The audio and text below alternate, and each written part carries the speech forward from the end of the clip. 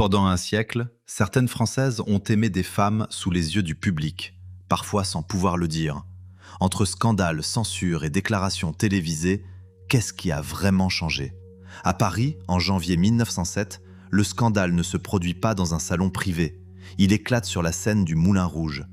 Colette y joue Rêve d'Égypte avec Mathilde de Morny, dite Missy, aristocrate au comportement très éloigné des conventions imposées aux femmes de son époque. Le numéro se termine par un baiser. La salle réagit violemment, la presse s'empare de l'affaire et la représentation parisienne est stoppée. Ce détail change immédiatement la perspective. La relation entre Colette et Missy n'est pas seulement une rumeur reconstruite un siècle plus tard. Les archives de la Bibliothèque nationale de France conservent des photographies du numéro, des documents sur leur vie et une correspondance qui permet de suivre leur proximité. Les chronologies consacrées à Colette situent leur rencontre autour de 1905. L'année suivante, alors que son mariage avec Ouidy se défait, Colette vit une partie de son temps auprès de Missy. L'interdiction du numéro n'efface pourtant pas la relation. Colette poursuit le music-hall, voyage, écrit, travaille. Missy l'accompagne sur certaines tournées et reste présente pendant plusieurs années. Des lettres conservées couvrent notamment la période allant de 1908 à 1911, puis une correspondance reprend beaucoup plus tard. Ce n'est donc pas un simple instant de provocation scénique auquel on aurait ensuite donné une signification romantique.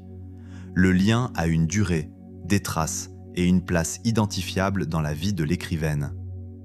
Pourquoi cette histoire est-elle devenue aussi explosive en 1907 ? Parce que la scène rend visible ce que l'époque préfère maintenir dans l'allusion. Une femme peut être scandaleuse dans un roman. Une artiste peut jouer avec l'ambiguïté dans un cabaret. Mais deux femmes réelles qui se montrent publiquement déplacent la frontière. La réaction ne vient pas seulement du public. Dès le lendemain, la direction du Moulin Rouge est confrontée à l'intervention de la préfecture de police. Le spectacle ne continue pas à Paris sous sa forme initiale. Colette, elle, ne disparaît pas. Au contraire, elle construit progressivement une œuvre qui lui donnera une place centrale dans la littérature française, tout en refusant de laisser sa vie se résumer à une seule définition. Elle aura aussi des relations avec des hommes, se remariera, deviendra mère. C'est précisément pour cela que la formule simpliste de secret lesbien serait trompeuse. Ce qui est documenté, c'est qu'elle a aimé Missy, vécu auprès d'elle et affronté avec elle un scandale public dont les institutions ont gardé la trace. Le plus intéressant arrive ensuite. Avec le temps, la scène que certains voulaient faire disparaître devient un objet d'histoire culturelle. Plus d'un siècle après, la Bibliothèque nationale expose encore l'image de Colette et Missy dans Rêve d'Égypte. Le document qui devait témoigner d'une transgression devient une pièce patrimoniale. Le dossier de Rêve d'Égypte ajoute encore un détail de chronologie. La représentation parisienne du 3 janvier 1907 reste la seule dans ce lieu sous cette forme, mais Colette reprend le numéro quelques semaines plus tard, à Nice. La polémique n'a donc pas suffi à la chasser de la scène. Elle continue une carrière de music-hall qui lui donne aussi une autonomie économique au moment où elle s'éloigne de Ouidy. La relation avec Missy laisse d'autres traces matérielles. Des lettres conservées couvrent plusieurs années. Missy accompagne Colette dans des déplacements et participe à l'installation d'une vie nouvelle après la séparation conjugale. Puis leur relation se transforme, s'éloigne, reprend plus tard sous la forme d'une correspondance. Ces documents empêchent précisément de réduire l'épisode du Moulin Rouge à une image isolée devenue célèbre parce qu'elle choque encore le regard moderne. Une photographie suffit à donner à l'épisode une réalité immédiate. Colette et Missy apparaissent ensemble dans les costumes de Rêve d'Égypte. Elle est encore montrée aujourd'hui dans les programmes de la BNF consacrés à Colette. Ce n'est pas une image trouvée après coup pour illustrer une rumeur. C'est une trace contemporaine de l'événement qui déclencha la polémique. À l'époque, quelques secondes visibles suffisent à provoquer une interdiction. Des décennies plus tard, une autre femme célèbre connaîtra presque l'inverse. Sa vie sera exposée dans les journaux, ses excès commentés sans fin, mais l'une de ses relations les plus importantes restera longtemps étonnamment discrète. Françoise Sagan a vécu dans un vacarme médiatique presque permanent. Succès précoce, argent, nuit parisienne, accident, procès, amitié célèbre, son nom semblait appartenir à tout le monde. Pourtant, au cœur de cette existence constamment racontée, une femme occupe pendant environ 20 ans une place beaucoup moins spectaculaire, Peggy Roche. Les portraits sérieux consacrés à Sagan décrivent Roche comme sa compagne discrète. Mannequin puis styliste, elle n'est pas une inconnue du monde parisien, mais elle ne cherche pas à transformer leur relation en récit public. Cela crée un paradoxe utile pour comprendre Sagan. La presse connaît ses voitures, ses dettes, ses habitudes, ses amis. Elle connaît parfois jusqu'aux détails les plus secondaires de sa vie. Mais la stabilité affective peut être moins visible que le désordre. Sagan avait été marié à 2 hommes et avait un fils, Denis Westhoff. Là encore, réduire toute sa vie à une étiquette unique ferait perdre le sens de l'histoire. Ce qui est solidement établi, c'est la durée de la relation avec Peggy Roche et la place que celle-ci tient dans les témoignages et documentaires réalisés ensuite avec l'aide des proches. Comment une relation de 20 ans peut-elle rester plus discrète que des épisodes de quelques semaines ? Parce que la célébrité ne rend pas tout également visible. Les médias privilégient le spectaculaire. Peggy Roche, elle, apparaît dans les récits comme une présence protectrice et organisatrice, beaucoup moins facile à transformer en scandale. Ce qui ne fait pas de bruit peut pourtant structurer une vie. Le tournant survient en 1991. Peggy Roche meurt. Les portraits ultérieurs de Sagan décrivent alors une femme profondément désorientée par cette perte. Il serait abusif d'expliquer tout ce qui arrivera ensuite par un seul décès. La vie de Sagan était déjà complexe et ses difficultés avaient plusieurs causes. Mais les sources convergent sur un point plus simple et plus humain. Cette disparition compte énormément. La force du bloc n'est donc pas de révéler une amante secrète, comme dans un roman à scandale. Le mot « secret » ferait croire à une opération organisée pour tromper le public. Les documents racontent plutôt une relation durable, connue de l'entourage, mais protégée du bruit médiatique qui entourait Sagan. Après la mort de l'écrivaine en 2004, cette partie de sa vie devient plus lisible. Les biographies, les documentaires et les archives remettent Peggy Roche au centre, non pas pour corriger une histoire officielle mensongère, mais parce que la mémoire trie autrement que l'actualité. Dans l'actualité, le spectaculaire gagnait. Dans la durée, la constance de cette relation devient impossible à ignorer. Ce déplacement est essentiel. Chez Colette, la visibilité provoquait presque immédiatement l'intervention des autorités. Chez Sagan, plusieurs décennies plus tard, l'État n'interdit rien. La pression prend une autre forme. Une célébrité peut être observée en permanence tout en gardant certaines relations à l'écart du récit dominant. Peggy Roche avait elle-même une trajectoire professionnelle dans la mode. Mannequin, puis rédactrice et styliste, elle connaît les codes de l'image publique sans rechercher pour autant une célébrité comparable à celle de Sagan. Ce contraste aide à comprendre pourquoi les photographies de soirée et les récits d'excès ont longtemps pris davantage de place que leur quotidien. Après 1991, la mémoire de Peggy revient par plusieurs voies. Les proches, des portraits documentaires et des livres. Un ouvrage consacré à Roche la présente même comme l'amante discrète de Sagan. Il mélange reconstitution littéraire et matériaux biographiques, ce qui oblige à distinguer les scènes imaginées des faits établis. En revanche, la durée d'environ 20 ans et la présence de Roche jusqu'à sa mort sont solidement reprises par les sources consacrées à Sagan. Les documentaires consacrés à Sagan disposent en outre d'un avantage rare. Son fils, Denis Westhoff, a participé à certains projets de mémoire. Cela ne transforme pas chaque souvenir en vérité absolue, mais permet de croiser l'image publique de l'écrivaine avec le récit familial. Dans ce cadre, Peggy n'apparaît pas comme un détail marginal, mais comme une figure installée dans la durée. Et puis arrive 1999. Cette fois, une championne de 19 ans ne laisse pas les journalistes reconstituer sa vie des années plus tard. Elle parle elle-même, au milieu d'un tournoi mondial. Janvier 1999. Amélie Mauresmo n'a que 19 ans lorsqu'elle atteint la finale de l'Open d'Australie. Elle vient de battre des joueuses parmi les meilleures du monde. Pourtant, en quelques heures, une autre information devient presque aussi commentée que son tennis. Mauresmo assume publiquement son homosexualité et apparaît avec sa compagne de l'époque. L'équipe a consacré des années plus tard un épisode documentaire entier à ce moment. Le titre résume ce qui se passe. Un tourbillon. Les médias s'emballent, certaines adversaires font des commentaires qui dépassent largement l'analyse sportive, Et une jeune joueuse encore au début de sa carrière doit soudain répondre à 2 compétitions en même temps. L'une se joue sur le court, l'autre dans les représentations que les autres projettent sur elle. Le plus important est la chronologie. Cette annonce ne vient pas après une carrière terminée, lorsque les risques professionnels seraient déjà derrière elle. Elle intervient au moment exact où Mauresmo devient une vedette mondiale. Autrement dit, elle ne protège pas son image sportive en attendant des années. Elle prend la parole quand son exposition est maximale. Est-ce que cette visibilité détruit sa trajectoire ? Les faits répondent. Quelques années plus tard, en septembre 2004, Mauresmo devient numéro 1 mondial, une première pour une joueuse française à l'ère du classement informatisé. En 2006, elle gagne l'Open d'Australie puis Wimbledon. Elle termine sa carrière avec des titres majeurs que personne ne peut réduire à une controverse médiatique de jeunesse. Mais le succès n'annule pas ce qui s'est passé en Australie. Au contraire, il rend le contraste plus précis. En 1999, l'orientation d'une joueuse devient un sujet que certaines rivales utilisent pour commenter son physique, son jeu ou sa personnalité. Le regard public ne se contente pas d'observer un couple. Il essaie d'en tirer des conclusions sur l'athlète. Mauresmo prendra sa retraite sportive en 2009. Puis la trajectoire continue encore.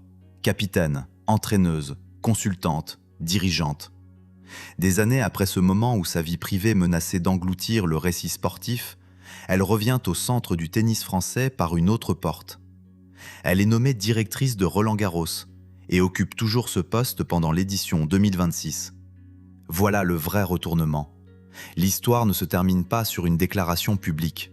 Elle se termine, pour l'instant, par une ancienne championne devenue responsable du plus grand tournoi français sur terre battue. Le monde du tennis, qui, autrefois, commentait son orientation comme si elle modifiait son identité sportive, la regarde désormais prendre des décisions au sommet de l'institution. Cette évolution ne signifie pas que toutes les barrières ont disparu. Elle montre quelque chose de plus précis. La visibilité qui avait déclenché le bruit n'a pas empêché la performance, puis l'autorité professionnelle. La suite de la carrière rend le contraste encore plus net. Mauresmo ne se contente pas d'atteindre ponctuellement le sommet du classement. Elle reste numéro 1 mondial plusieurs semaines, gagne 2 tournois du Grand Chelem en 2006 et construit ensuite une seconde carrière dans l'encadrement. Après sa retraite, elle devient notamment capitaine et entraîneuse, puis entre à l'International Tennis Hall of Fame en 2015. Quand Roland-Garros lui confie la direction du tournoi à partir de l'édition 2022, la boucle institutionnelle est spectaculaire. La joueuse dont la vie privée avait été commentée comme une anomalie par une partie du monde du tennis devient la personne chargée d'organiser l'une de ces scènes les plus prestigieuses. En juin 2026, elle présente encore le bilan du tournoi en tant que directrice. Le contraste entre 1999 et 2026 tient donc sur 2 archives faciles à juxtaposer. D'un côté, la jeune finaliste australienne interrogée sur sa vie privée, de l'autre, la directrice de Roland-Garros en conférence de presse parlant organisation, joueurs et bilan du tournoi.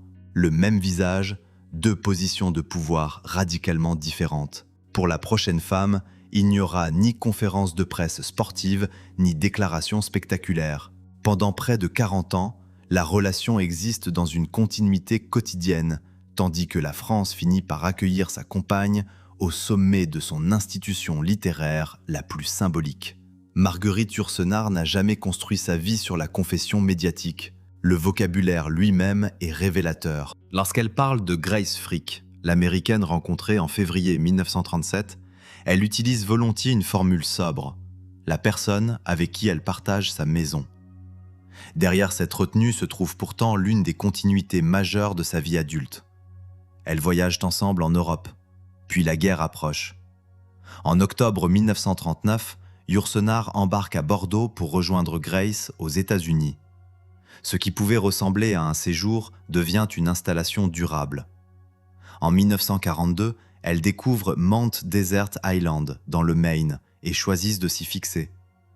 L'Académie française elle-même, dans un discours consacré à Yourcenar, décrira plus tard cette histoire comme une aventure de 40 ans. Cette formulation institutionnelle compte. Elle ne vient pas d'un site de rumeurs ni d'une reconstruction destinée à produire un scandale. Elle appartient à la mémoire officielle de l'écrivaine. La relation a aussi une dimension de travail. Grace Frick enseigne, traduit et accompagne la vie intellectuelle de Yourcenar. La maison du Maine devient un centre de gravité. Yourcenar voyage beaucoup, écrit, publie, mais elle revient à cette vie partagée. Grace meurt en novembre 1979. Quelques mois plus tard, la trajectoire publique de Yourcenar connaît un événement historique. En 1980, elle est élue à l'Académie française. En janvier 1981, elle y est reçue officiellement, première femme à entrer dans cette institution fondée au XVIIe siècle. Le contraste pourrait être transformé en fausse révélation. La première académicienne cachait une femme. Ce serait un mauvais résumé. Le fait intéressant est plus subtil. La femme avec qui elle a partagé des décennies de vie n'est pas effacée des archives. Mais la langue de l'époque et celle de Yourcenar maintiennent une grande réserve. L'intimité existe, le couple existe dans les biographies, mais l'exposition médiatique n'est pas recherchée. Que nous apprend alors Grace Frick sur la visibilité? Qu'elle n'est pas seulement une opposition entre secret et déclaration publique. Il existe aussi une troisième zone, une relation durable, connue, documentée, mais racontée dans une langue qui évite la mise en spectacle. Après la mort de Yourcenar en 1987, cette relation prend progressivement davantage de place dans la manière dont on raconte sa vie. Les archives littéraires, les discours académiques et les travaux biographiques permettent de voir ce qui, auparavant, tenait en quelques mots. Ce n'est donc pas une histoire de scandale, et c'est précisément ce qui la rend utile après Mauresmo. Une jeune sportive avait dû gérer une explosion médiatique en quelques jours. Yourcenar traverse 40 années avec grâce dans un registre presque opposé. Continuité, maison, travail, silence public relatif. La période américaine n'est pas une parenthèse confortable. Yourcenar doit pour la première fois enseigner pour vivre et traverse plusieurs années où elle publie peu. Puis à la fin des années 40, d'anciens papiers lui remettent sous les yeux un projet consacré à l'empereur Hadrien. Elle reprend le texte. Mémoire d'Hadrien paraît en 1951 et la transforme en écrivaine mondialement reconnue. Grace est présente pendant cette reconstruction littéraire. Cette chronologie empêche de séparer artificiellement la grande œuvre et la vie privée. La maison partagée dans le Maine appartient à la période même où Yourcenar bâtit sa renommée internationale. L'histoire n'est pas celle d'une compagne surgissant dans une note de bas de page après la gloire. Elle traverse le temps où cette gloire se forme. Grace meurt avant l'élection à l'Académie. Elle ne verra donc pas la cérémonie historique de 1981. Mais leur histoire est assez centrale pour qu'un discours académique ultérieur la décrive comme la grande continuité de la vie de Yourcenar. L'institution qui célèbre l'écrivaine intègre ainsi à sa mémoire officielle une relation longtemps racontée avec une extrême réserve. Mais toutes les femmes célèbres n'ont pas choisi cette réserve. Dans le Paris de l'entre-deux-guerres, l'une d'elles fait de son image, de sa voix et de ses fréquentations une partie de sa légende. Elle s'appelle Suzy Solidor. Suzy Solidor ne correspond presque pas au titre facile qu'on pourrait donner à ce sujet. Elle n'est pas l'exemple d'une femme qui aurait soigneusement caché pendant toute sa carrière son attirance pour les femmes. Les portraits sérieux qui lui sont consacrés soulignent au contraire qu'elle ne la dissimulait guère, sans pour autant présenter sa vie affective comme exclusivement tournée vers les femmes. Dans le Paris des années 30, Solidor devient une figure de la nuit. Elle chante, joue, dirige des établissements et construit une image immédiatement reconnaissable. Allure androgyne, voix grave, silhouette travaillée comme un personnage public. Ce n'est pas seulement une chanteuse qui possède une vie privée différente des attentes de son époque. Son apparence elle-même bouscule les codes féminins alors dominants. Cette visibilité produit un autre type de pouvoir. De nombreux peintres font son portrait. Elle devient l'un des visages les plus reproduits de son milieu, au point que sa propre image participe à la décoration et à la réputation des lieux qu'elle anime. Le regard des artistes transforme son corps public en galerie. Mais Solidor ne reste pas un modèle passif. Elle contrôle aussi la façon dont cette image circule autour d'elle. Alors, où se trouve le conflit si elle ne se cache pas? Dans le fait même qu'une femme puisse, à cette époque, faire de l'ambiguïté et de sa liberté un capital de scène. La différence avec Colette est nette. Colette et Missy avaient rencontré l'interdiction après une scène trop visible. Solidor, une génération plus tard, évolue dans un monde de cabaret, où la transgression peut aussi devenir spectacle, réputation, clientèle et protection relative. Relative parce que la célébrité de nuit n'est pas la même chose que l'acceptation sociale générale. La liberté du cabaret ne signifie pas que la société française des années 30 ou 40 accueille toutes les relations de la même manière. Elle crée plutôt des zones où certaines normes peuvent être contournées. Solidor sait les utiliser. Son histoire continue après la période la plus brillante de sa carrière. Elle quitte progressivement la scène, vit dans le sud de la France et meurt à Cagnes-sur-Mer en 1983. Une partie de ses nombreux portraits est léguée à la ville. Le personnage construit dans les nuits parisiennes finit ainsi dans les collections et la mémoire locale. Ce passage de la provocation à la patrimonialisation ressemble à celui de Colette, mais avec une nuance capitale. Chez Solidor, ce que l'on aurait pu considérer comme une marginalité devient très tôt une marque personnelle. L'époque ne cesse pas d'être conservatrice. Elle apprend simplement que certaines célébrités peuvent occuper des espaces de liberté que d'autres femmes n'ont pas. Son parcours artistique donne aussi une mesure de cette visibilité. Solidor joue au théâtre, apparaît au cinéma et fait du cabaret son territoire principal. Sa voix grave et son allure masculine deviennent des éléments immédiatement identifiables de son personnage. Les archives filmées permettent aujourd'hui de constater qu'elle ne correspond pas au modèle de la vedette féminine construite uniquement autour de la douceur et de la séduction masculine. Lorsqu'elle se retire à Cagnes-sur-Mer, elle y reste plus de 25 ans. À sa mort en 1983, elle lègue à la ville une vingtaine de portraits réalisés par des artistes connus, parmi lesquels Van Dongen, Vlaminck ou Fujita. Une femme qui avait fait de son image un instrument de carrière transforme ainsi, littéralement, cette image en collection publique. Les portraits de Solidor donnent aussi une archive visuelle presque excessive. Elle posa pour tant d'artistes que sa propre effigie devint une partie de sa légende. Ce choix de se faire représenter encore et encore n'est pas anodin. Dans une société qui surveille l'apparence féminine, elle fait de son apparence non conforme une signature reconnaissable plutôt qu'un détail à corriger. La prochaine histoire recule d'un siècle, et elle est peut-être encore plus surprenante. Une peintre célèbre internationalement achète un château avec l'argent de son travail, y vit pendant des décennies avec une femme, puis confie sa mémoire à une autre. Aujourd'hui, ce ne sont pas les tabloïds qui donnent les mots les plus clairs à cette histoire, c'est le musée d'Orsay.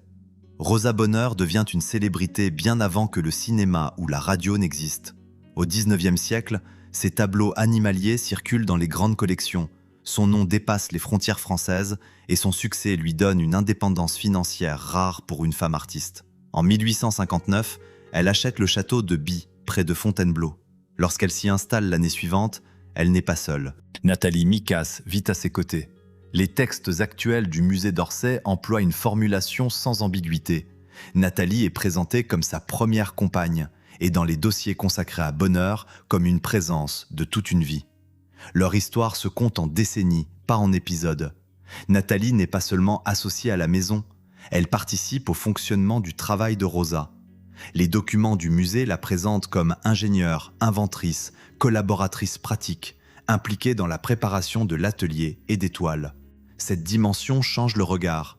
Leur vie commune n'est pas enfermée dans une partie invisible de la biographie. Elle est mêlée au quotidien professionnel. Pendant ce temps, la position publique de Bonheur devient exceptionnelle. En 1865, l'impératrice Eugénie lui remet la Légion d'honneur. Elle est alors la première femme artiste à recevoir cette distinction. Son autonomie est assez grande pour qu'elle puisse s'éloigner du salon et gérer elle-même sa carrière internationale. Comment une relation de plus d'un demi-siècle pouvait-elle exister au cœur d'une vie aussi publique ? La réponse n'est pas qu'elle était cachée au sens moderne. Les catégories juridiques et médiatiques disponibles n'étaient simplement pas celles d'aujourd'hui. Une maison commune pouvait être connue sans que la société la nomme comme elle le ferait au XXIe siècle. Nathalie Mikas meurt en 1889. La vie de Bonheur prend alors un autre tournant. Elle se rapproche de l'artiste américaine Anna Klumke, qui vivra avec elle dans ses dernières années. Le musée d'Orsay la présente aujourd'hui comme son héritière et sa dernière compagne. Plus encore, Klumke recueille la parole de Bonheur et rédige une biographie à partir de ce qu'elle lui dicte. Voilà le pivot le plus fort. La dernière compagne devient aussi l'une des gardiennes de la mémoire. Ce n'est pas seulement une relation que l'historien retrouve dans une lettre perdue. C'est une femme placée au cœur de la transmission biographique. Rosa Bonheur meurt en 1899. Plus d'un siècle plus tard, Une grande institution nationale réexamine son parcours et choisit un vocabulaire plus direct pour parler de Nathalie Mikas et d'Anna Klumke. Cela ne signifie pas qu'il faut coller rétroactivement à Bonheur toutes les catégories contemporaines. Cela signifie que les relations documentées ne sont plus obligées de rester dans le flou. Le succès de Bonheur avait déjà bouleversé d'autres frontières avant même qu'on s'intéresse à sa vie privée. L'État lui commande Labourage Nivernais en 1848. L'œuvre entre ensuite dans les collections nationales. Ses revenus deviennent assez importants pour acheter Baye en 1859 et y installer un vaste atelier. Cette autonomie matérielle est essentielle. Elle lui permet d'organiser son travail sans dépendre du modèle familial habituel. Le château réunit justement ces deux dimensions. C'est un lieu de création, de gestion d'une carrière internationale et de vie avec Nathalie Mikas. Lorsque les musées contemporains racontent Bonheur, ils peuvent donc montrer la relation non pas comme un chapitre secret ajouté à côté de l'artiste, mais comme une composante du monde concret dans lequel cet artiste travaillait. À Baye, Rosa Bonheur organise également une ménagerie et travaille au plus près des animaux qu'elle peint. Cette vie très concrète, loin du modèle de l'artiste enfermé dans un salon parisien, renforce l'impression d'un monde construit selon ses propres règles. Nathalie Mikas appartient à ce monde quotidien, tout comme Anna Klumke appartiendra ensuite à la transmission de sa mémoire. Cette évolution de la mémoire est presque l'inverse de la censure. Une autre chanteuse française connaîtra un mécanisme différent. Elle vivra une grande histoire d'amour dans les années 70, travaillera avec cette femme, puis des décennies plus tard, ouvrira les lettres qui permettent de raconter ce lien de l'intérieur. Pendant des années, le public connaît surtout Marie-Paul Bell pour ses chansons, son piano et son humour. Une partie de son œuvre porte la signature de Françoise Mallet-Joris, écrivaine reconnue, membre de l'Académie Goncourt. Ce que le public mesure moins immédiatement, c'est que leur collaboration repose aussi sur une histoire d'amour qui a occupé une longue partie des années 70 et 80. Les archives audiovisuelles montrent les deux femmes au travail. On les voit parler d'écriture, de musique, de chansons. Cette matière est précieuse parce qu'elle évite de transformer leur relation en simple anecdote sentimentale. Elles créent ensemble. Mallet-Joris écrit ou participe au texte. Bell compose, interprète et porte ses chansons vers un large public. Leur vie commune commence autour de 1970. Pendant environ une décennie, elles forment un couple. Puis leur chemin affectif se sépare, mais le lien artistique et humain ne disparaît pas immédiatement. L'histoire ne prend donc pas la forme classique d'un secret découvert par un journaliste. Elle se diffuse par fragments. Œuvres communes, apparitions, souvenirs, puis documents personnels. Le véritable basculement arrive beaucoup plus tard. En 2020, Marie-Paul Bell publie « Comme si tu étais toujours là », un livre construit autour de lettres de Françoise Mallet-Joris. Elle ne cherche plus seulement à évoquer une collaboratrice disparue. Elle remet au premier plan une relation qui a compté dans sa vie et dans sa création. Pourquoi attendre autant d'années pour raconter cette histoire de cette manière ? Bell a expliqué qu'à l'époque, elle ne ressentait pas le besoin de faire de cette relation une déclaration publique permanente. Le contexte médiatique était différent, mais son propre rapport à l'intimité l'était aussi. Là encore, il serait faux de transformer chaque silence en peur ou chaque discrétion en dissimulation. Le livre crée néanmoins un nouvel accès. Une génération de spectateurs qui connaissaient les chansons découvre la mécanique privée de certaines d'entre elles. Deux femmes qui travaillent ensemble, s'aiment, puis continuent à porter une mémoire commune longtemps après la fin de leur couple. Le document intime devient une pièce de l'histoire artistique. Françoise Mallet-Joris meurt en 2016. Marie-Paul Bell lui survivra 10 ans. En juillet 2026, la mort de la chanteuse provoque de nouveaux portraits rétrospectifs qui replacent Mallet-Joris parmi les personnes essentielles de sa vie. Ce qui avait été vécu sans grand dispositif médiatique se retrouve désormais clairement inscrit dans sa biographie publique. Mais cette visibilité postérieure pose une limite. Les lettres sont des sources puissantes, pas une permission pour inventer ce qui n'y figure pas. Le récit peut montrer la durée, la collaboration, la mémoire et l'amour reconnu par Bell. Il n'a pas besoin de fabriquer des scènes privées. Leur collaboration laisse une chronologie publique très fournie. Dès les années 70, Mallet-Joris apparaît à la télévision avec Bell pour parler de chansons et d'écriture. Le trio de travail formé avec Michel Grisolia produit une partie importante du répertoire de la chanteuse. En 1977, Belle reçoit un disque d'or pour La Parisienne. La même période est aussi celle où les archives montrent les auteurs et la compositrice travailler ensemble. La reconnaissance institutionnelle continue bien après la fin de leur couple. Belle est décorée de l'Ordre national du mérite, puis des arts et des lettres, jusqu'au grade de commandeur. Cela évite une lecture réductrice. L'histoire avec Malé Joris n'est pas une parenthèse cachée dans une carrière. Elle accompagne précisément les années où se construit une partie de son identité artistique. Les archives de télévision des années 70 donnent à cette collaboration une forme très concrète. On y voit Malé Joris parler de l'écriture tandis que Belle est au piano. Rien n'a besoin d'être reconstitué. La scène existe et montre leur relation artistique en action à l'époque même où le couple fait partie de leur vie. Avec Viollet-le-Duc, le mécanisme change encore. La question n'est plus seulement le scandale, la discrétion ou la manière de nommer une relation. Un éditeur intervient directement sur l'œuvre et décide qu'une partie d'un livre ne doit pas paraître. En 1948, Viollet-le-Duc commence à écrire Ravage. Le projet est nourri par plusieurs relations de sa propre vie et doit s'ouvrir par un long passage consacré à l'attachement entre deux jeunes pensionnaires, Thérèse et Isabelle. Lorsque le manuscrit arrive chez Gallimard, le problème n'est pas seulement littéraire. Environ 150 pages sont retirées. Le livre paraît en 1955 sans cette ouverture. La censure éditoriale produit un effet très concret. Le lecteur reçoit une autre architecture de l'œuvre que celle imaginée par le duc. L'histoire d'amour entre les deux jeunes femmes n'est pas discutée, critiquée ou contestée dans le volume principal. Elle a été supprimée avant que la majorité du public puisse la lire. Pourtant, le texte ne disparaît pas complètement. La même année, Jacques Guérin finance une édition de luxe extrêmement limitée, à quelques dizaines d'exemplaires. Le contraste est saisissant. Ce que le grand éditeur refuse de diffuser circule dans un réseau presque confidentiel. 11 ans plus tard, en 1966, Gallimard publie finalement Thérèse et Isabelle séparément, mais le texte reste encore incomplet. Il faut attendre l'an 2000 pour qu'une version intégrale soit publiée. Autrement dit, plusieurs générations séparent le manuscrit initial de sa restitution complète au grand public. Que censurait-on réellement? Une forme littéraire ou la possibilité qu'une femme raconte cet amour de son propre point de vue? Les travaux présentés par la Bibliothèque nationale de France donnent un élément de réponse. Ils replacent le duc dans une rupture de représentation. L'amour entre femmes n'est plus un décor écrit pour un regard extérieur, mais une expérience racontée par une autrice depuis sa propre subjectivité. Le dossier possède aussi un élément matériel remarquable. En 2019, la BNF acquiert une dactylographie corrigée de Thérèse et Isabelle. On y voit de nombreuses interventions de Simone de Beauvoir, qui a joué un rôle essentiel dans le parcours littéraire de Leduc.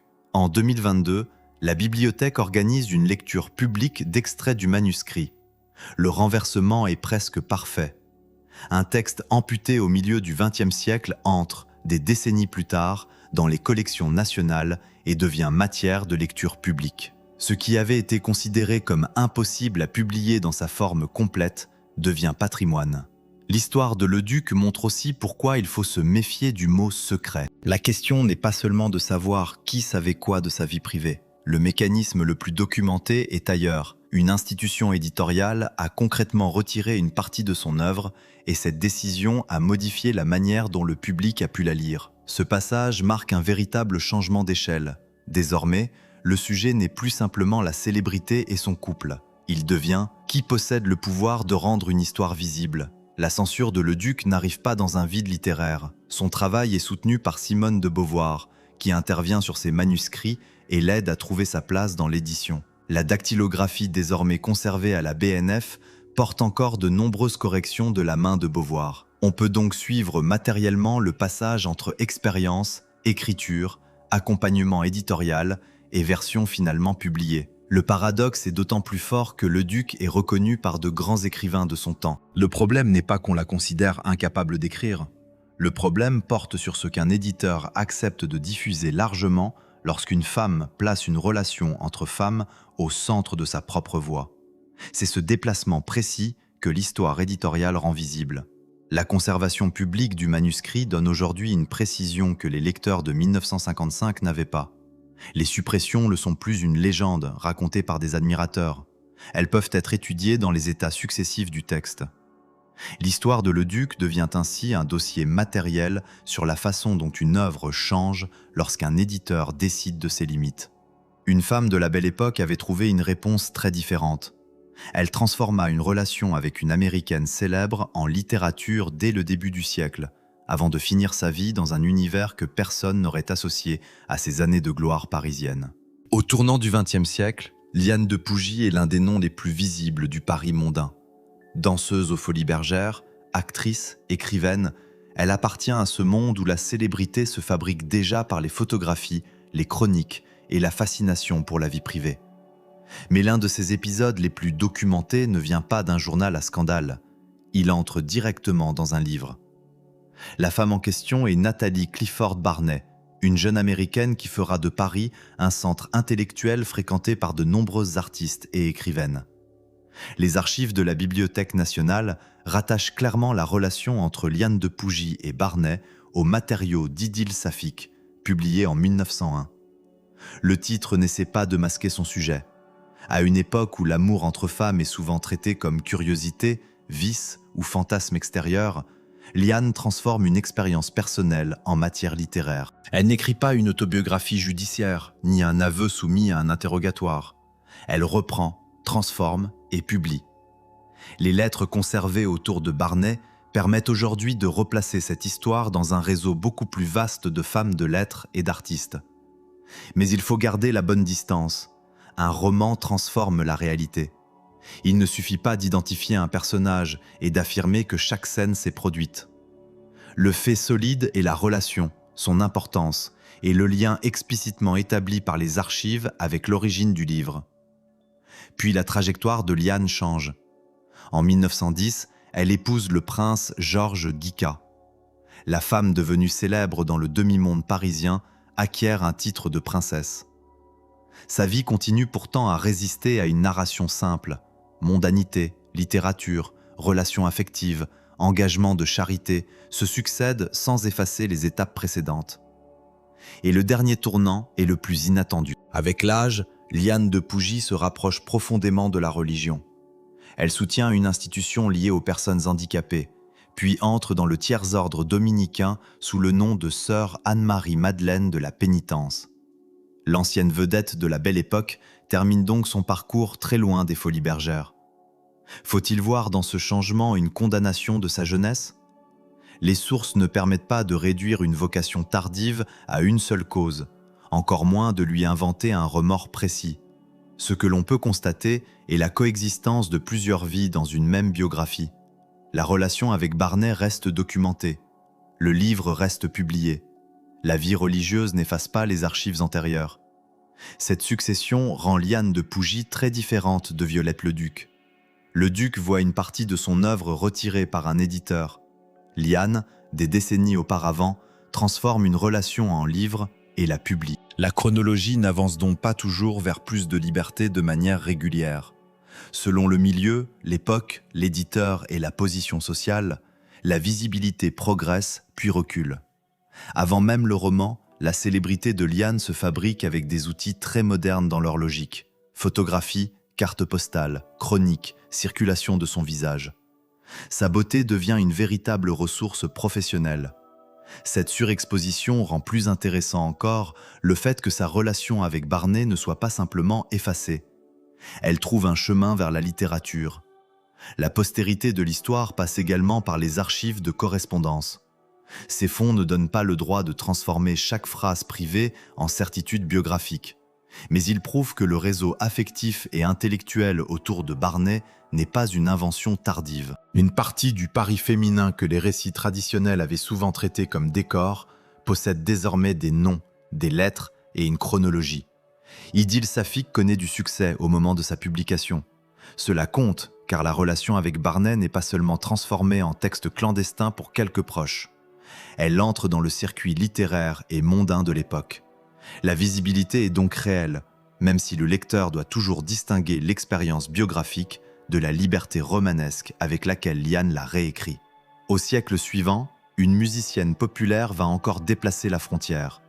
Elle ne publiera pas un roman inspiré d'une liaison passée. Elle parlera, très tardivement mais très clairement, de la femme avec qui elle partage sa vie depuis des décennies. Catherine Lara a longtemps manié l'humour lorsqu'on l'interrogeait sur sa vie privée. Cette manière de répondre faisait partie d'un personnage public capable de détourner une question sans livrer un dossier intime. Pourtant, sur un point, les années ont rendu son récit très clair. Samantha partage sa vie depuis environ 3 décennies. Lara raconte qu'elle se rencontre lorsqu'elle a autour de 50 ans. La relation s'installe dans la durée, loin du rythme des histoires fabriquées pour les magazines.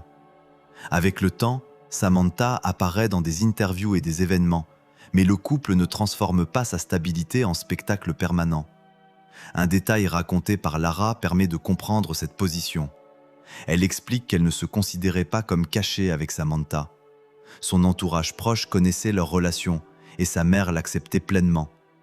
Pourtant, dans l'espace public, les 2 femmes restaient parfois prudentes dans leurs gestes d'affection. Elles savaient que ce qui semblait naturel dans leur cercle pouvait encore provoquer des réactions ailleurs. Cette nuance est fondamentale. On peut vivre ouvertement sans se sentir libre de tout faire partout. La visibilité n'est pas un interrupteur qui passe de 0 à 100. Elle dépend du lieu, de l'époque, du public et du niveau d'exposition. Au fil des années, Lara parle plus directement de cette relation. Dans une interview récente, elle décrit Samantha comme la femme de sa vie. Elle participe également à un documentaire consacré aux personnes homosexuelles en France et revient sur son propre chemin d'acceptation. La musicienne, qui plus jeune, pouvait répondre par une pirouette, choisit donc avec l'âge un vocabulaire plus frontal. Est-ce une révélation publique tardive au sens classique? Pas vraiment. La relation n'était pas un secret absolu. Le changement se situe plutôt dans la maîtrise du récit. Au lieu de laisser les autres chercher une étiquette, Lara explique ce qu'elle souhaite dire. Une femme précise compte dans sa vie depuis longtemps, et le reste appartient à son intimité. Ce choix est particulièrement parlant pour une artiste connue d'un public très large, bien au-delà des cercles militants. Il montre comment, entre les années de Suzy Solidor et celles de Catherine Lara, le défi s'est déplacé. La chanteuse n'a pas besoin de provoquer pour exister. Elle peut parler d'une relation durable à la télévision comme d'un élément de sa vie, sans que cela annule sa carrière de violoniste, de compositrice ou d'interprète. Mais cette normalisation apparente ne résout pas toutes les questions. Pendant que certaines artistes obtiennent progressivement le droit de raconter leur couple dans leurs propres termes, d'autres décident que le problème n'est plus seulement la visibilité individuelle. Il faut interroger les mots, les catégories et les structures qui rendent certaines vies minoritaires. Le documentaire Homo en France, diffusé en 2023, replace Lara dans une histoire collective plutôt que dans un simple portrait de célébrité. Elle y apparaît aux côtés de personnes de générations très différentes qui racontent découvertes de soi, annoncent à l'entourage, honte ou acceptation. Son témoignage prend donc une fonction historique, comparer ce qu'une femme de sa génération pouvait dire jeune avec ce qu'elle peut dire aujourd'hui. Cette continuité professionnelle compte également. Lara n'a pas disparu pour revenir uniquement comme témoin d'une époque. Elle a continué à composer, jouer du violon, se produire et participer à des projets artistiques. La relation avec Samantha s'inscrit ainsi dans une vie publique longue, sans devenir le produit principal vendu au public. Lara insiste d'ailleurs sur un point simple. Elle n'a pas envie que toute sa personne soit résumée par une catégorie. Cela rapproche son histoire de celle de Bouraoui, même si leur génération et leur métier sont très différents. La visibilité peut être revendiquée sans accepter que le public transforme une relation réelle en unique identité professionnelle. C'est exactement ce que fait Monique Wittig. Avec elle, le sujet quitte le salon, la scène et l'interview de couple. Il entre dans la théorie politique, les collectifs militants et la bataille pour savoir qui a le droit de définir qui. En mars 1971, une réunion publique consacrée à l'homosexualité se tient à Paris. Le cadre lui-même provoque la colère de militantes et militants qui refusent que leur existence soit présentée comme un problème à examiner de l'extérieur. Monique Wittig est là. Pour elle, la question n'est déjà plus simplement d'obtenir la tolérance. Wittig est écrivaine. Son premier roman, Le Poponax, lui a apporté une reconnaissance littéraire dès les années 60. Mais au début des années 70, son engagement féministe et lesbien devient aussi une dimension majeure de sa vie publique. Elle participe au mouvement qui conteste à la fois l'ordre patriarcal et la marginalisation des lesbiennes dans des organisations où leurs expériences restent parfois secondaires. C'est dans ce contexte qu'apparaissent les Gouines Rouges, collectif fondé en 1971. Le nom lui-même refuse la respectabilité. Il récupère un mot utilisé comme insulte et le transforme en signe politique. Le Monde, revenant des décennies plus tard sur Wittig, insiste sur cette volonté de rendre les lesbiennes visibles au lieu de les laisser absorber dans des catégories plus larges. Le groupe ne dure pas longtemps. Il se dissout au bout de quelques années, dans un paysage militant où les alliances, les désaccords et les stratégies évoluent vite. Mais la question soulevée par Wittig ne disparaît pas. Suffit-il d'être visible ou faut-il aussi changer le langage qui organise la société ? C'est là que son œuvre théorique devient décisive. Wittig ne traite pas le lesbianisme comme une simple préférence privée à défendre au nom de la tolérance. Elle interroge les catégories mêmes de femmes, de sexe et de pouvoir. Ces textes seront discutés, contestés, traduits et deviendront très influents, notamment dans les études féministes et les recherches sur le genre et les sexualités. Cette radicalité a un coût et un avantage. Le coût, c'est d'être souvent réduite à quelques formules théoriques, alors qu'elle est aussi romancière. L'avantage, c'est que sa présence dans ce récit ne dépend d'aucune révélation sur une compagne cachée. Elle est ici parce qu'elle a elle-même fait de la visibilité lesbienne un objet politique et littéraire public. Dans les années suivantes, Wittig s'installe aux États-Unis et poursuit une carrière universitaire et intellectuelle. Elle meurt en 2003. Après sa mort, son œuvre connaît de nouvelles lectures en France. Des textes sont réédités, des conférences lui sont consacrées, et son rôle dans l'histoire des mouvements lesbiens et féministes est de plus en plus enseigné. Ce retournement rappelle celui de Leduc, mais avec une différence. Leduc avait subi la coupure d'un éditeur. Wittig cherche à modifier le cadre entier dans lequel un éditeur, un critique ou un mouvement politique pourrait décider ce qu'une relation entre femmes signifie. Wittig avait déjà provoqué un déplacement dans la littérature avant les Gouines Rouges. L'Opoponax, publié en 1964, reçoit le prix Médicis. Le roman contient une histoire d'amour entre deux jeunes filles, mais Wittig constatera plus tard que cet aspect avait été largement passé sous silence par une partie de la critique. Le succès littéraire et l'invisibilité du sujet peuvent donc coexister dans le même livre. Avec Les Guerrières, publié à la fin des années 60, elle pousse plus loin son travail sur la langue et les pronoms. Quelques années après, le militantisme collectif donne une forme politique à des questions que la fiction avait déjà commencé à déplacer. Chez Wittig, l'œuvre et l'action ne sont pas deux biographies séparées, elles se répondent. Cette bataille passe jusque dans la grammaire. Dans ses romans, Wittig joue avec le « on », le « elle », puis avec des formes qui perturbent les habitudes de lecture. Le geste n'est pas décoratif, il correspond à une idée politique. Si la langue classe constamment les individus selon un ordre donné, modifier la langue peut aussi rendre visible ce que cet ordre avait laissé hors champ. La femme suivante n'adoptera pas ce langage de combat permanent. Nina Bouraoui va au contraire montrer combien le rapport à une identité peut rester mobile. Elle parlera de l'amour des femmes, puis résistera à la tentation de faire d'un seul mot la définition complète de son œuvre et de sa personne. Nina Bouraoui a souvent écrit sur des identités qui ne se laissent pas ranger facilement. Née en France, élevée en grande partie en Algérie, revenue adolescente dans un pays qu'elle connaissait autrement, elle construit une œuvre traversée par le déplacement, l'appartenance et le sentiment d'être entre plusieurs mondes. La question amoureuse arrive dans ce même mouvement. Dans ses livres et ses entretiens, Bouraoui a parlé de son attirance pour les femmes et du chemin nécessaire pour la reconnaître. Un entretien publié bien plus tard résumera cette découverte comme un long parcours, non comme une révélation instantanée. Mais dès les années 2000, elle met une limite à la manière dont les médias veulent parfois raconter cette partie de son œuvre. À propos d'un roman centré sur une histoire d'amour entre deux jeunes femmes, elle refuse que le livre soit réduit à un manifeste. Elle se méfie même du vocabulaire trop clinique ou trop séparateur. Ce qui l'intéresse est l'intimité, la sensation, la construction d'une voix. Pourquoi cette résistance compte-t-elle ? Parce qu'une lecture trop simple ferait croire que la visibilité fonctionne toujours de la même manière. On choisit un mot, on l'affirme, puis on combat pour sa place. Bouraoui montre une autre possibilité. On peut parler clairement de l'amour des femmes tout en refusant que ce fait devienne la seule clé d'interprétation. Au fil des années, elle revient davantage sur son parcours personnel.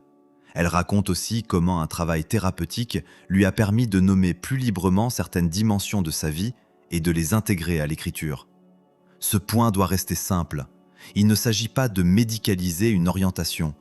Il s'agit de son propre récit sur la difficulté à se dire et sur le rôle qu'a joué la parole dans son travail. Sa trajectoire littéraire confirme que cette visibilité ne l'enferme pas dans un seul sujet. Bouraoui continue à publier sur la famille, la mémoire, l'Algérie, la France, l'enfance, le désir, la violence des catégories et la construction de soi. Les mêmes tensions reviennent, mais jamais comme un dossier d'identité à cocher. Le vrai tournant est donc moins spectaculaire qu'une déclaration télévisée. Il se trouve dans le vocabulaire. Une génération auparavant, un éditeur avait retiré des pages de Violette Leduc. Chez Bouraoui, le texte peut être publié. Le combat se déplace vers la façon dont il sera lu et résumé. Peut-on être visible sans être simplifié? C'est le problème que son parcours laisse ouvert, et il dépasse largement la littérature. Une actrice, une sportive ou une chanteuse peut parler de sa relation. Les médias peuvent ensuite transformer cette information en identité totale. Cette évolution se voit directement dans ses livres. Garçon manqué explore l'enfance et le dédoublement identitaire. La vie heureuse affirme plus directement l'amour des femmes. Poupée Bella prend la forme d'un journal et poursuit l'exploration de la vie affective. Puis, Mes mauvaises pensées, publié en 2005, reçoit le prix Renaudot. Ce prix est un repère utile. Au moment où Bouraoui écrit de plus en plus frontalement sur des identités autrefois marginalisées, elle n'est pas repoussée hors du champ littéraire institutionnel. Elle obtient au contraire l'une des grandes récompenses françaises. Cela n'annule pas les difficultés qu'elle raconte. Cela montre que visibilité personnelle et reconnaissance littéraire peuvent désormais avancer ensemble, même si les mots employés pour la décrire restent un terrain de tension. En 2005, le prix Renaudot, attribué à Mes mauvaises pensées, confirme que cette écriture intime n'est plus confinée à une marge. Le livre entre au centre de la rentrée littéraire. Pourtant, Bouraoui continue ensuite à revenir sur ses identités multiples plutôt que de présenter ce prix comme l'aboutissement d'une lutte unique. Son œuvre reste volontairement impossible à réduire à un seul axe. La prochaine écrivaine choisit une stratégie presque opposée. Virginie Despentes ne décrit pas son changement de vie avec prudence.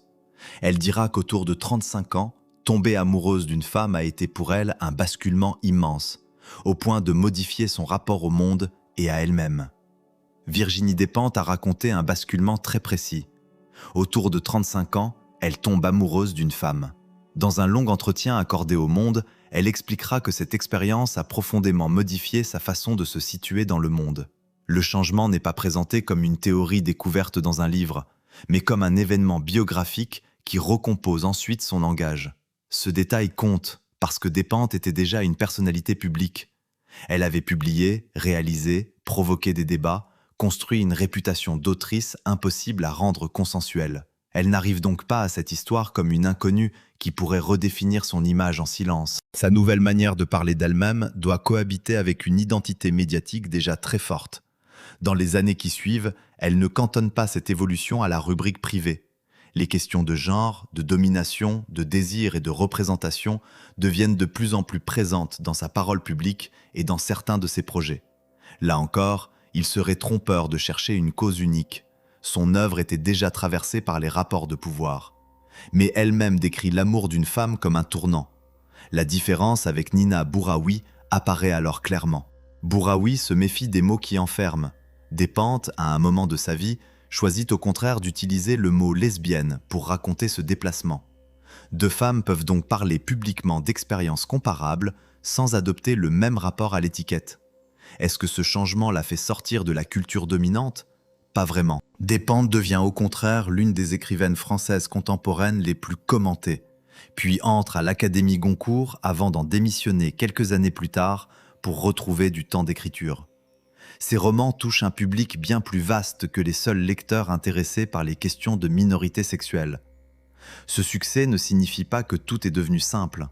Il montre plutôt que pour une autrice de sa génération, La déclaration publique d'une identité lesbienne peut coexister avec une place centrale dans le débat littéraire français. La rupture n'efface pas la carrière, elle devient l'un des éléments d'une œuvre déjà complexe. En 2025, Despentes revient au théâtre avec un projet qui continue à travailler des voix et des représentations issues des cultures queer. Le contexte n'est plus celui de Colette au Moulin Rouge, ni celui de Leduc chez Gallimard. Les sujets autrefois retirés ou interdits peuvent désormais être au centre d'une scène culturelle reconnue. Mais cette comparaison doit rester prudente. La visibilité obtenue dans la littérature ne garantit pas la même liberté dans tous les milieux. Le cinéma, où l'apparence, le désir supposé du public et la distribution des rôles jouent un poids particulier, produit d'autres tensions. La place de Despentes dans les institutions littéraires donne une autre mesure du changement. En janvier 2016, elle est élue à l'unanimité au jury de l'Académie Goncourt. 4 ans plus tard, elle quitte volontairement ce jury, expliquant qu'elle veut récupérer du temps pour écrire. Le départ n'est donc pas présenté comme une exclusion, liée à ses positions ou à sa vie privée. Quelques décennies plus tôt, cette séquence aurait été difficile à imaginer. Une écrivaine se déclarant lesbienne, portant un discours très critique sur les normes, siège au cœur d'une institution qui distribue le prix littéraire le plus célèbre du pays. La visibilité n'est plus automatiquement placée à l'extérieur de la culture officielle. Elle peut se trouver en plein centre, tout en continuant à la contester. Le fait d'avoir siégé au Goncourt n'adoucit pas pour autant la parole de Despentes. Elle conserve un ton conflictuel, des prises de position fortes et une œuvre qui divise. C'est précisément ce qui rend l'épisode institutionnel intéressant. L'institution n'intègre pas une version neutralisée de l'autrice. Elle accueille, pendant 4 ans, une personnalité qui ne cache ni son orientation, ni ses désaccords.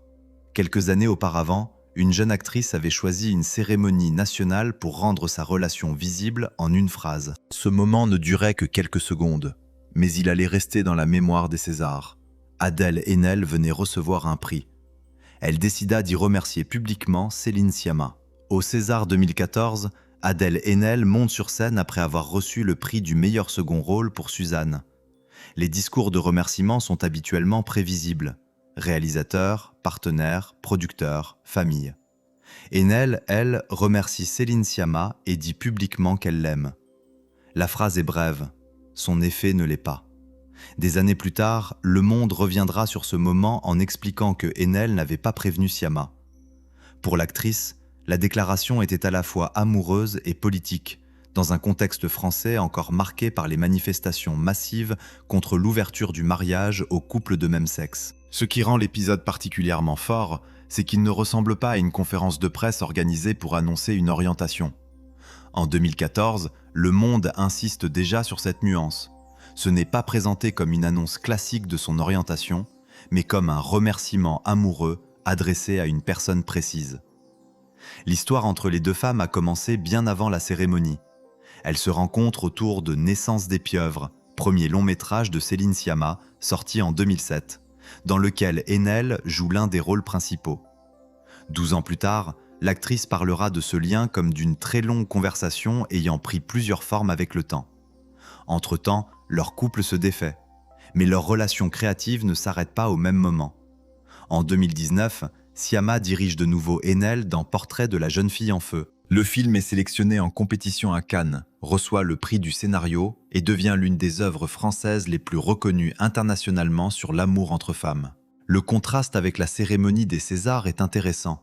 En 2014, quelques mots personnels deviennent un événement, parce qu'on voit rarement une actrice française célèbre déclarer son amour à sa compagne à la télévision. En 2019, les deux femmes se retrouvent autour d'un film qui place précisément une histoire d'amour entre femmes au centre de l'écran et du regard artistique. Leur histoire personnelle et ce film ne doivent pas être confondus. Portrait de la jeune fille en feu est une fiction, avec ses personnages et son époque. Mais le parcours public des deux artistes aide à comprendre pourquoi leur collaboration est devenue un symbole culturel pour une partie du public. Et le lien ne disparaît pas entièrement lorsque leurs chemins professionnels se séparent. En 2026, lors d'une rétrospective consacrée à Sciamma, un échange avec Adèle Haenel figure encore au programme.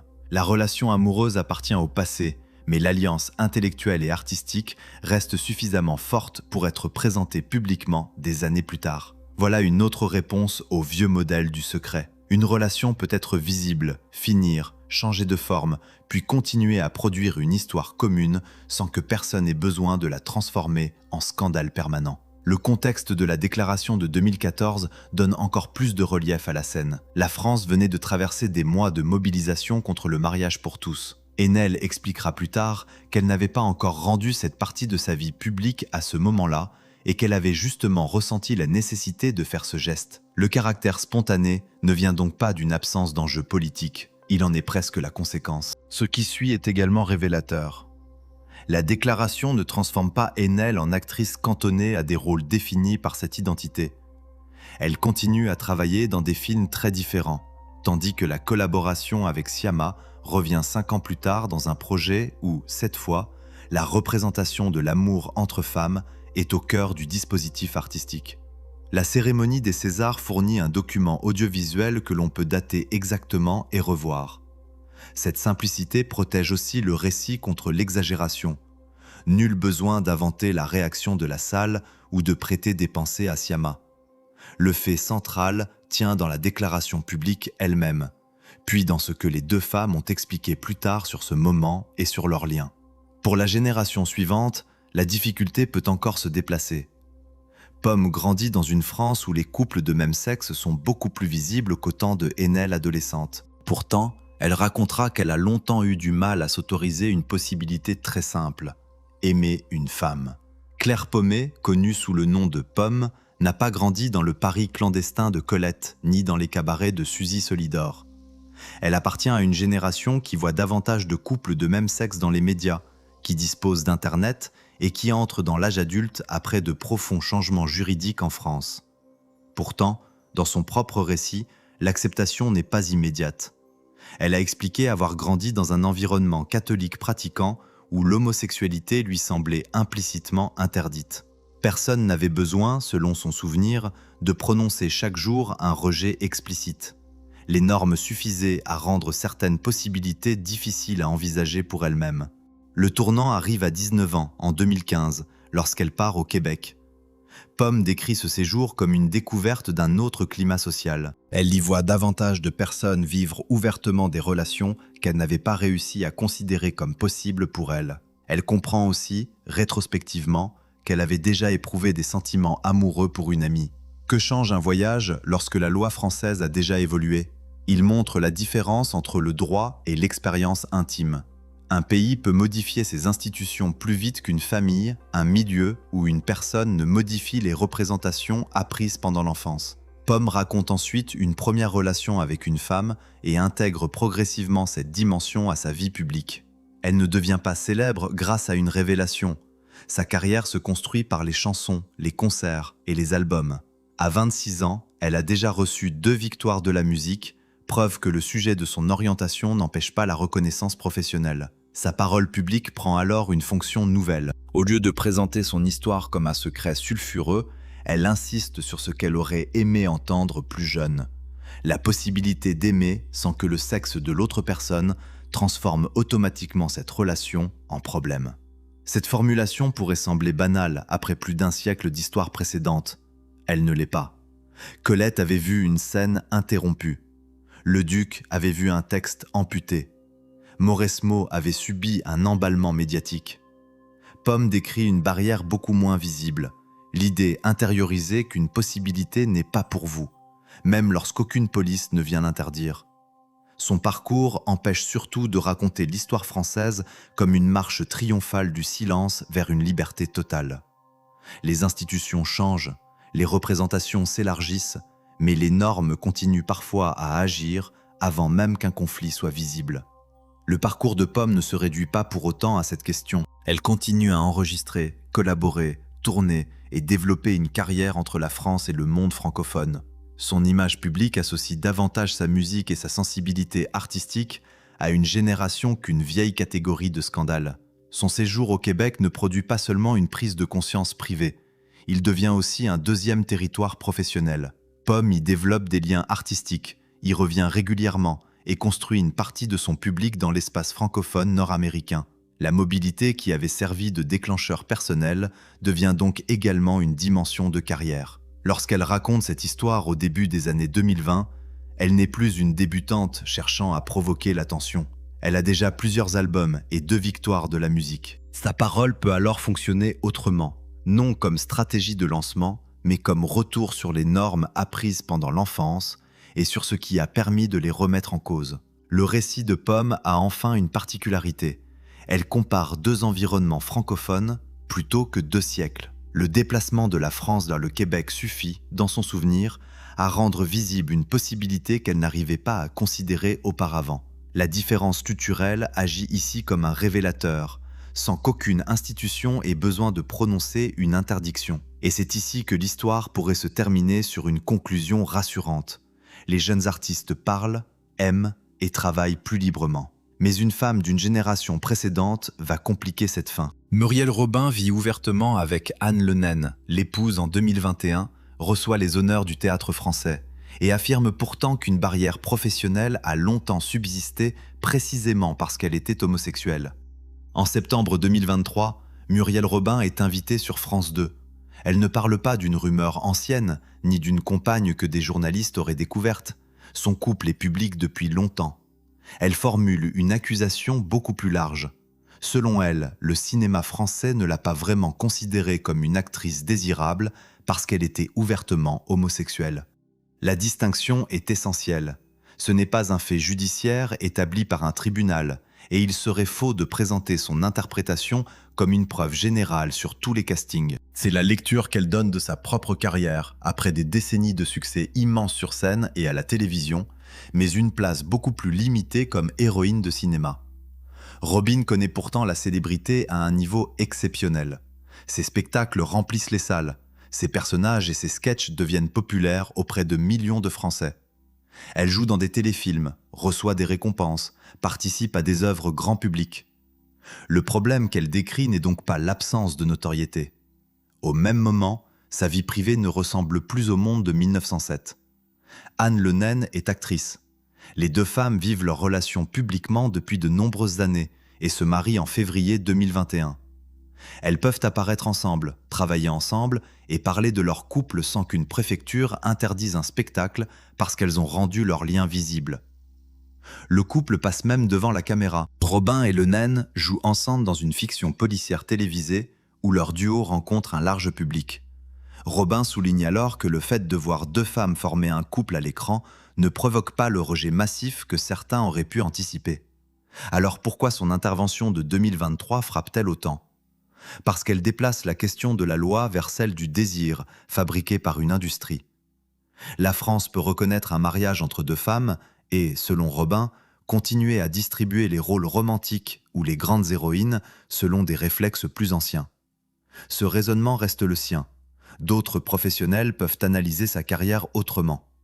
Mais il est impossible d'effacer son témoignage lorsqu'on cherche à comprendre le prix de la visibilité. Une personne concernée, au sommet de la popularité, affirme publiquement qu'elle pense avoir payé professionnellement le fait d'être connue comme homosexuelle. 3 ans plus tard, une autre image apporte un contrepoint. En mai 2026, Muriel Robin reçoit un Molière d'honneur. Sur scène, elle remercie notamment Anne Le Naine, son épouse. La femme qui dit avoir été tenue à distance d'une partie du cinéma est, au même moment, célébrée par l'une des grandes institutions du spectacle vivant français. C'est là que le siècle parcouru depuis Colette se referme sans produire une conclusion trop facile. En 1907, la visibilité de 2 femmes sur une scène parisienne pouvait provoquer l'intervention des autorités et l'arrêt d'un numéro. En 2026, une artiste peut remercier publiquement son épouse en recevant un Molière. Entre ces 2 images, la censure, les mots et les carrières ont profondément changé. Mais la visibilité n'a jamais eu un prix unique. Pour certaines, elle a signifié le scandale. Pour d'autres, la discrétion. Pour d'autres encore, un texte censuré, une déclaration sportive, une parole politique ou simplement le droit de ne pas laisser un mot résumer toute une vie. La carrière de Robin rend son accusation de 2023 difficile à balayer comme la frustration d'une débutante. Elle possède derrière elle des décennies de succès scéniques, une notoriété massive et une capacité démontrée à porter des projets télévisés. C'est justement cette réussite qui alimente son interrogation sur l'écart entre le théâtre, la télévision et les grandes propositions de cinéma qu'elle dit ne pas avoir reçues. Son mariage avec Anne Le Naine ajoute un autre niveau de contraste. En quelques générations, on est passé d'une relation qu'une institution pouvait empêcher de montrer sur scène à une union légalement reconnue et publiquement assumée par deux actrices. Pourtant, Robin insiste. L'égalité juridique ne suffit pas à prouver l'égalité de représentation. Cette tension empêche précisément l'idée fausse que rien n'aurait changé ou que tout serait désormais réglé. En recevant son Molière d'honneur, Robin n'est plus seulement la témoin d'un débat sur la représentation. Elle est honorée pour l'ensemble d'une carrière. Le fait qu'elle remercie son épouse sur cette scène fournit une image de clôture presque documentaire. Reconnaissance officielle et vie conjugale publique coexistent, alors même qu'elle maintient sa critique sur les opportunités offertes par le cinéma. La question qui reste ne consiste donc plus seulement à savoir si l'on peut aimer une femme au grand jour. Elle est plus précise. Quand la loi et le public semblent avoir avancé, quelles barrières continuent encore d'agir dans les carrières, les familles et les images que l'on juge acceptables ?